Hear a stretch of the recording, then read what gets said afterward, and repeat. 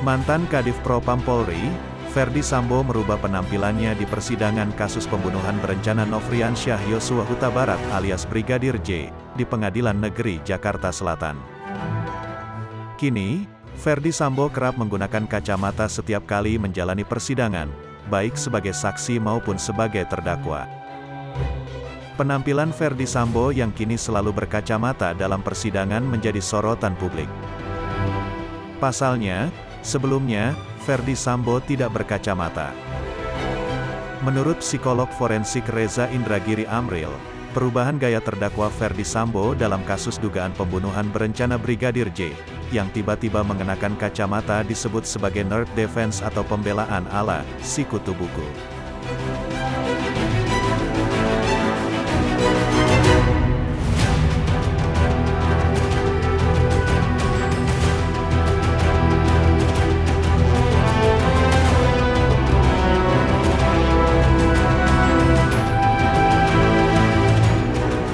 Tindakan tersebut merupakan siasat dari terdakwa untuk memoles citra di hadapan jaksa penuntut umum dan majelis hakim.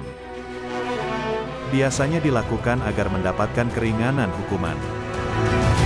Awalnya, nerd defense atau pembelaan si kutu buku menjadi tren di persidangan kasus kriminal di Amerika Serikat. Untuk memakai teknik ini, terdakwa, yang mayoritas kasus kriminal, akan mengenakan kacamata dengan bingkai tebal berwarna hitam. Tren ini dimainkan oleh para terpidana agar terlihat lebih terhormat di mata juri. Studi yang dilakukan pada 2008 di American Journal of Forensic Psychology membuktikan bahwa siasat ini dilakukan agar terdakwa kasus kriminal tidak terlihat seperti penjahat. Menariknya, studi ini menemukan bahwa terdakwa yang mengenakan kacamata cenderung dibebaskan.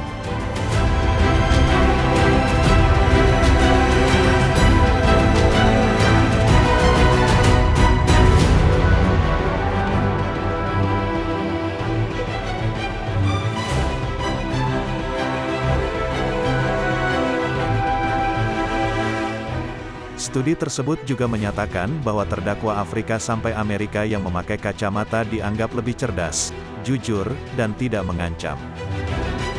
Kacamata memperhalus penampilan, sehingga tidak terlihat mampu melakukan kejahatan kekerasan. Bahkan, terpidana yang mengenakan kacamata cenderung mendapatkan hukuman ringan hingga dibebaskan. Tersangka kasus pembunuhan paling terkenal yang juga mengenakan kacamata selama persidangan adalah Larry Davis. Larry Davis didakwa mengeksekusi 4 pria pada 1986. Kemudian menembak 6 polisi saat mereka mencoba menangkapnya. Di persidangan, Davis tidak terlihat seperti preman berantai emas seperti yang digambarkan polisi. Dia berpakaian seperti seorang mahasiswa, memakai kacamata berbingkai tanduk dan sweater. Hakim Brong memutuskan dia tidak bersalah atas kasus 4 pembunuhan dan juga penembakan polisi. Kasus lain, di mana 5 pria diadili di Washington, D.C. karena tindak pembunuhan pada Maret tahun 2010 juga melakukan taktik serupa.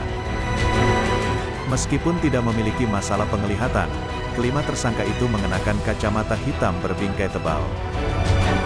Saat itu, pengamat pengadilan mengatakan bahwa penggunaan kacamata merupakan upaya terdakwa untuk mengambil hati dan memengaruhi para juri.